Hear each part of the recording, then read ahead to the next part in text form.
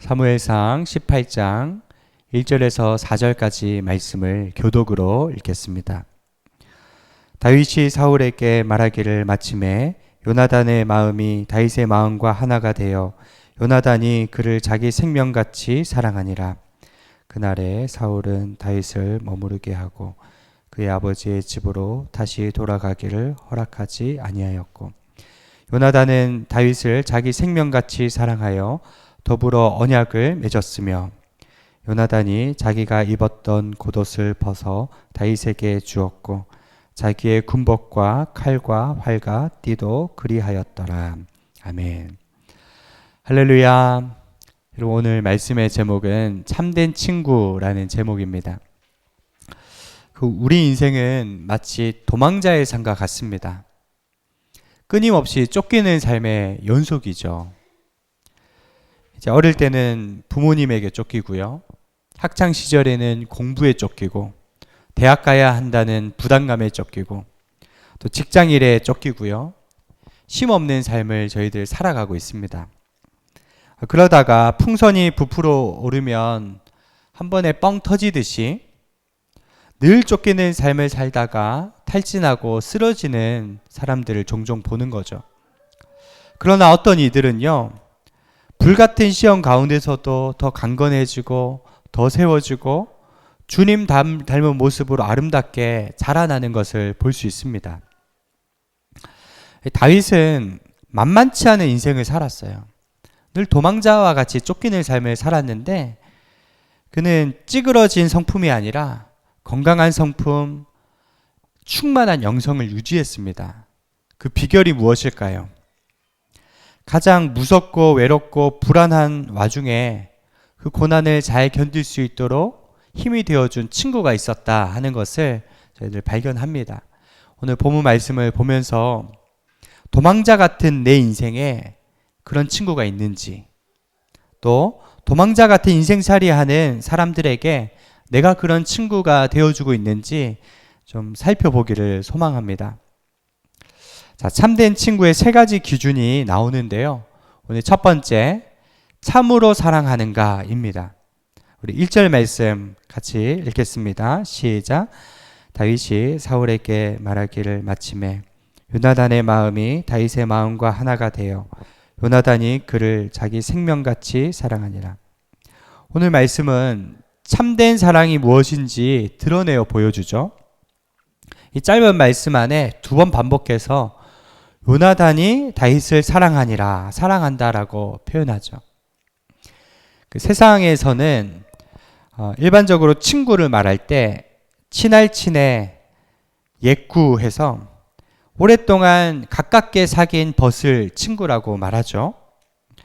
인터넷에 보니까 진짜 친구를 가려내는 10가지 방법이 나와 있는데, 여러분 주변에 좋은 친구 있는지 한번 점검해 보시길 바랍니다. 1번, 당신의 모든 노력을 지지한다. 2번, 당신의 바보 같은 면을 좋아한다. 3번, 당신의 실수를 용서한다. 4번, 당신의 든든한 백이 되어준다. 5번, 당신의 비밀을 알고 있다. 6번, 기꺼이 시간을 내준다. 7번, 연락을 끊지 않는다. 8번, 나를 부끄러워하지 않는다. 9번, 변화를 격려하고 수용한다. 10번, 조용히 들어준다. 여러분 주변에 이런 좋은 친구가 있으신가요? 그렇다면 참 인생을 잘 산 것 같아요. 그런데 이 목록이 틀린 내용은 아니지만 다들 표면적인 내용이에요. 그러니까 진실된 관계가 아니라도 사기꾼도 보이스피싱범도 신천지도 이렇게 흉내를 낼 수 있습니다. 나의 바보 같은 면을 좋아해주고 실수를 용서해주고 기꺼이 시간도 내주고 절대로 연락을 끊지 않는 사기꾼도 표면적으로 친구처럼 보일 수는 있죠. 그러나 참된 친구는 어떤 친구인가? 다윗과 요나단의 관계인데요. 그들은 참으로 사랑했는데 어떻게 사랑했다? 자기 생명같이 사랑했다 하는 것입니다. 여러분은 생명처럼 사랑하는 존재가 계십니까? 내 자녀를 생명처럼 목숨처럼 사랑하는 것은 당연한 거죠. 근데 내 부모, 자녀 혹은 형제 자매 말고요. 남인데 생명처럼 사랑하는 사람 있으세요? 여러분 교회에 나와서 그리스도 안에 저희들 새 가족이 생깁니다. 교우 관계라고 하죠. 멀리 있는 친척보다 어쩔 때는 더 마음의 정을 느끼고 함께 울고 함께 웃는 이제 몸된 공동체가 되죠. 이 저물어가는 시대에 고난이 있어요. 근데 하나님은 이 교우 관계, 우리들 서로 친한 관계로서 이 어려운 환난들을 잘 이겨나가도록 관계를 허락하셨어요. 그래서 버네퍼 목사님은 예수 믿고 누리는 최고의 특권은 뭐냐? 그리스도인의 몸된 공동체다. 이 교회 공동체 안에서 하나님은 천국을 경험하도록 하셨다 하는 거예요. 여러분 1절 후반절에 보면 요나단의 마음이 다윗의 마음과 하나가 되었다라고 했죠. 참된 사랑이란 하나 된다는 것입니다. 원문에 보면 두 사람의 마음이 하나로 묶여졌다. 접착제처럼 붙었다는 거예요. 이런 것과 같습니다. 종이 두 장을 막 풀로 발라가지고 딱 붙이면요. 뗄래야 뗄 수가 없고 억지로 떼면 어떻게 됩니까? 막 상처가 남고 구멍이 생기기도 하죠. 여러분 하나로 붙은 것은 떼어내기 쉽지 않은 것처럼 그리스도의 안에 하나 된 우리는 일치되었기 때문에 여러분 떼어낼 수가 없는 거예요. 영으로 묶였다는 것입니다. 어떤 취미나 성격이 같아서 하나 되었다는 것이 아니라 원문에는 동기가 하나 되었다. 마음이 하나 되었다. 소울, 영이 하나 되었다는 것입니다. 여러분 그런 관계가 진실한 관계가 있게 되기를 축복합니다. 그래서 이 교회에서의 모임은요. 세상의 모임처럼 기능적인 모임으로 쉽게 만났다 헤어지는 관계가 아니에요. 끝까지 가는 관계입니다. 제가 청년 사역할 때 청년들에게 늘 강조한 게 우리들이 이렇게 신앙생활 하면서 5년이 지나고 10년이 지날 텐데 의미 없이 흘러가는 관계가 아니라고. 20년 뒤 30년 후에 우리들 자녀를 낳기도 하고 다 같이 늙어갈 텐데 만약에 다 나이가 들었어도 서로 기억해주고 기도해주는 몸된 관계라고 강조를 많이 했던 것 같아요. 근데 신앙생활 하면서요, 미운 사람이 있잖아요. 원수 관계로 끝나고 나서 나중에 천국에 간다면 얼마나 뻘쭘하시겠습니까? 그래서 늘 우리는 사랑과 용서를 훈련하면서 살아야 되는 거죠. 우리는 얇고 피상적인 관계가 아니라 좀 못해도 기다려주고 격려해주는 다윗과 요나단과 같은 친구 관계가 된 줄로 믿습니다. 그런데 다윗을 향해서 요나단이 이러한 마음이었는데 사울은 그 마음이 어떠했느냐? 2절 말씀 같이 한번 읽어볼까요? 2절 시작.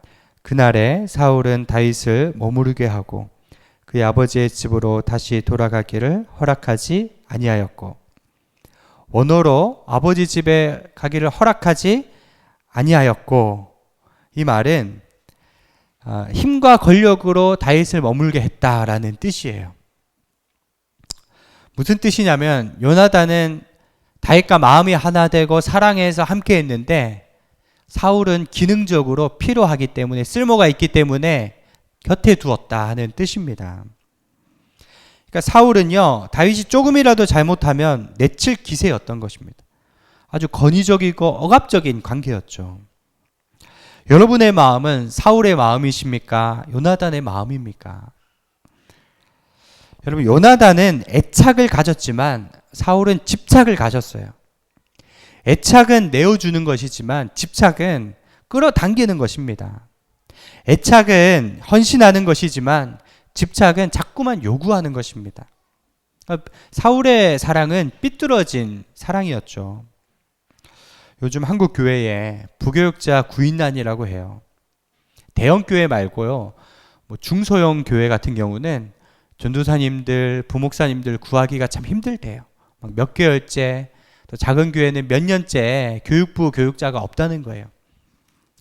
그래서 부교육자들에게 교회 생활이 뭐가 그리 힘드냐 설문조사를 해봤더니 그 1위가 업무량이 너무 많다, 2위가 사례비가 너무 적다, 3위가 담임 목사님과의 관계가 갈등이 있다.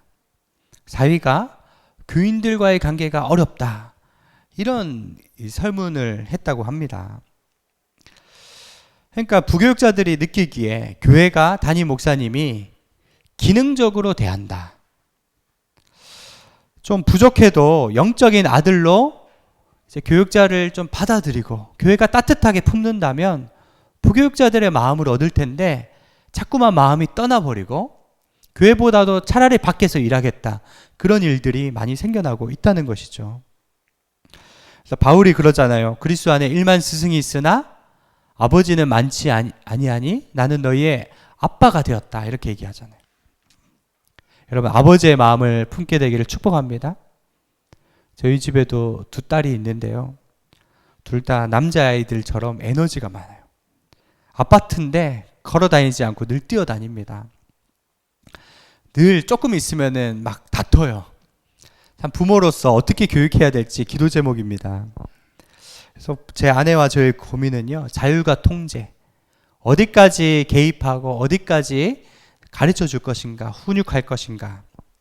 너무 강하면 자녀가 노여워하고 너무 또 약하게 하면 버릇 없어질까봐 고민이 되는 거죠. 그런데 부모든 자녀든 서로의 관계 가운데 가장 조심해야 할 될 부분이 무엇일까요? 내 생각대로 내 감정대로 상대방이 움직여주지 않는다고 과도하게 화를 내고 원망하고 미워하는 마음을 갖는다면요, 부모 자녀 관계라도 마음이 깨어지고 나눠진다는 거죠. 나중에 아이들이 사춘기 되어서는 자꾸만 집을 떠나려고 하고 방에 들어가서 문 걸어 잠그고 그러는 거죠. 그래서 저희들 아이들에게 가르쳐 주려고 하는 것이, 네 마음대로 지금부터 다 하려고 해서는 안 된다. 죄란 내 마음대로 하는 거다라는 것, 늘 하나님을 의식하고 하나님 앞에 생활하도록 그 신앙으로 교육하려고 참 고민이 많습니다. 여러분, 자식도 배우자도 자꾸 조종하려고 하고 위계 질서와 강압으로 하면요, 떠나가는 것이죠.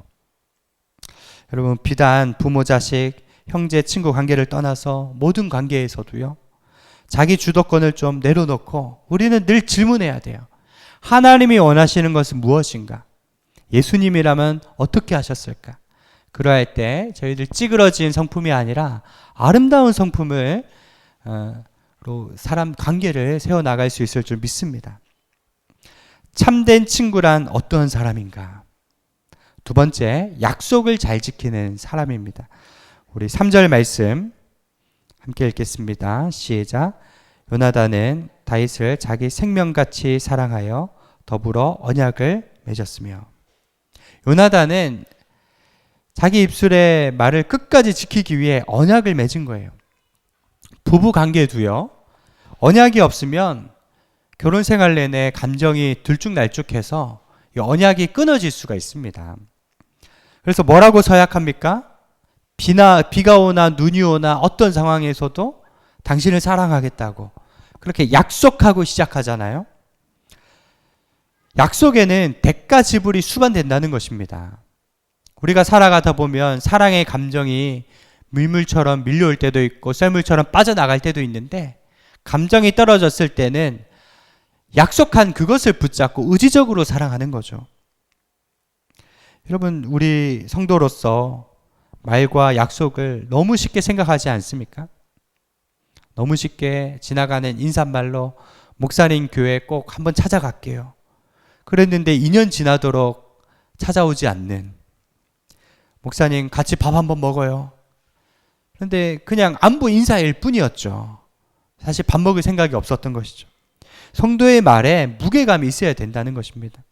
말만 무성한 시대에 저희들 늘 대가를 지불하며 신실하게 살아야 될 줄 믿습니다. 그래서 마태복음 5장 34절 이하에 하늘로도 맹세하지 말고 땅으로도 맹세하지 말고 예예하든지 아니라 하든지 하라. 이에서 지나는 것은 악으로부터 나느니라. 우리 크리스천들은 말 한마디에 천근 같은 무게가 달려 있어야 될 줄 믿습니다. 성경에 참 재밌는 얘기가 있어요. 어느 임금이 아들 결혼식에 사람들을 막 초청을 했습니다. 백성들이 이런저런 이유로 그 결혼식에 가지 않은 거예요. 그러니까 나중에 왕이 어떻게 했느냐? 그 백성들을 진멸시켜 버렸어요. 이 내용을 보면서 임금의 성품상 어울리지 않는 극단적인 처사 아닌가? 좀 과격한 심판 아닌가? 이렇게 생각을 할 수 있는데요. 그 중동의 결혼 문화를 보면 이해를 할 수 있습니다. 중동이나 서구의 결혼 문화는 RSVP 문화입니다. 그러니까 몇 달 전에 사람을 보내든지 편지를 보내서 결혼식 올 수 있습니까? 그러면 1 플러스 몇 명, 저랑 몇 명 같이 가겠습니다. 확답을 받는다는 거죠. 그날 결혼식에 가보면 자리에 이름이 있고 정확하게 예약한 사람만 들어갈 수 있는 거예요. 고대 시대 왕의 아들의 결혼식에 초대받았다는 것은 영예로운 일이고, yes 한 것은요, I will be there. 그날 결단코 그 자리에 가겠습니다 하는 약속인 겁니다. 그것을 무시했다는 것은요, 그럼 절대 권력인 왕에게 그런 무시와 어떤 곤란한 상황을 줬다는 것입니다. 여러분, 상황이 조금 안 좋아진다고 말을 바꾸고 쉽게 태도를 바꾼다는 것은 진노의 대상이라는 것입니다. 그래서 저희들 늘 하는 찬양, 신실하게 진실하게 거룩하게 살게 하소서. 여러분, 우리는 달라야 합니다. 하나님과 사람 앞에 여러분 약속을 지키시고 언약을 지키는 그러한 삶으로 살아가시는 성도님들 되시기를 축원드립니다. 참된 친구는 어떤 모습일까요? 참으로 사랑하고, 두 번째 언약을 지키고, 세 번째 희생할 줄 아는 친구죠. 우리 4절 말씀을 함께 읽겠습니다. 시작. 요나단이 자기가 입었던 겉옷을 벗어 다윗에게 주었고 자기의 군복과 칼과 활과 띠도 그리하였더라. 자기가 입던 겉옷을 벗어서 다윗에게 주었다. 칼과 활과 띠도 다 주었다. 영어로 조나단 stripped himself, 자기를 벗었다라고 표현되어 있습니다. 요나단은 자기를 비워 다윗을 채워준 것이죠. 자기를 비워 상대방을 채워주는 것이 여러분 희생이지 않습니까? 참된 우정은 희생을 수반하는 거예요. 다윗은 양치는 집안의 막내 아들이었고 요나단은 왕의 아들이었습니다. 왕세자. 격이 다른 신분인데 왕자가 자기 옷을 벗어서 준다? 이것은 성경학자들은 무엇을 의미하느냐? 자기에게 올 왕위를 다윗에게 넘겨준다. 대다수가 이렇게 해석을 합니다. 여러분, 정말 사랑해서 참된 희생을 치를 줄 아느냐? 여러분, 거기에 우리가 있는 것이죠. 요나단이 다윗에게 왕권까지도 넘겨줄 수 있었던 이유가 무엇인가? 우리 주보 밑에 보면 사무엘상 20장 15절 16절이 나와 있는데요. 한번 같이 읽어보겠습니다. 시작. 여호와께서 너 다윗의 대적들을 지면에서 다 끊어버리신 때에도 너는 내 인자함을 내 집에서 영원히 끊어버리지 말라 하고, 이에 요나단이 다윗의 집과 언약하기를 여호와께서는 다윗의 대적들을 치실지어다 하니라. 요나단이 말하는 거죠. 먼 훗날 여호와께서 너의 대적을 지면에서 쓸어버리실 거다. 이 말은 네가 훗날 왕이 될 것이다. 그때 우리 가정을 불쌍히 여겨달라 말하는 내용이죠. 무슨 말입니까? 하나님께서 다윗에게 이미 기름 부으셨고 왕으로 세우셨다는 것을 알고 있는 거예요. 그리고 이미 하나님의 은총이 사울의 집안에서 다윗의 집안으로 넘어갔다는 거예요. 그것이 하나님의 뜻이라면 왕권쯤이야 쉽게 내려놓을 수 있고 하나님의 계획 앞에 자기를 굴복시킬 수 있었다. 여러분, 이처럼 희생할 수 있었던 이유는 하나님을 경외했기 때문에 그가 자신을 벗어던지고 희생할 수 있었습니다. 여러분, 이러한 마음을 갖게 되기를 주님의 이름으로 축원드립니다. 요나단은 비단 다윗만 사랑한 게 아니라 주변에 있는 사람을 진정성 있게 사랑했어요. 특히 미쳐 날뛰는 자기 아버지를 끝까지 사랑해서 그 곁을 끝까지 지켰습니다. 길보아 전투에서 정신 나간 아버지를 끝까지 돌보다가 함께 전사하게 되기까지 그는 효성 있는 아들이기도 했죠. 저는 이제 3.1절 지나면서 윤동주 시인의 서시를 읽는데 참 마음이 뭉클한 거예요. 죽는 날까지 하늘을 우러러 한 점 부끄러움이 없기를 잎새에 있는 바람에도 나는 괴로워했다. 별을 노래하는 마음으로 모든 죽어가는 것들을 사랑해야지. 그리고 나에게 주어진 길을 걸어가야 되겠다. 그 어릴 적에는 이 시의 깊은 의미와 감정들을 참 이해하지 못했는데 인생을 살수록 뭔가 밀려오는 것이 있는 것 같습니다. 그는 꽃다운 나이에 일본에서 옥고를 치르고 온갖 고문을 다 당하였지만 그가 끝까지 염원했던 사명이 있었고 나에게 주어진 길을 걸어가야 되겠다. 여러분 그 마음이 느껴지지 않습니까? 요나단에게도 마찬가지로 나에게 가야 할 길이 있고 내가 사랑해야 할 사람이 있다 하는 결단이 있었던 것이죠. 다윗과 같은 소년을 위해 목숨까지도 내어주고자 했던 그 마음, 또 자기 아버지, 마음에 들지 않는 아버지였지만 끝까지 그 아버지 곁을 지키며 함께 생명을 다했던 그 마음을 하나님이 얼마나 기뻐하셨을까. 하늘에서 별과 같이 빛났으리라 생각합니다. 여러분 저는 이 요나단을 묵상하면서 나에게 이러한 좋은 친구가 있으면 얼마나 좋을까. 그런데 하나님이요 너희에게 이 위대한 친구가 있다 말씀하십니다. 주보 맨 밑에 요한복음 15장 15절 함께 읽겠습니다. 시작. 이제부터는 너희를 종이라 하지 아니하리니 종은 주인이 하는 것을 알지 못함이라 너희를 친구라 하였노니. 여러분 요나단보다 더 위대한 우정을 보여주신 분이 우리 예수님이세요.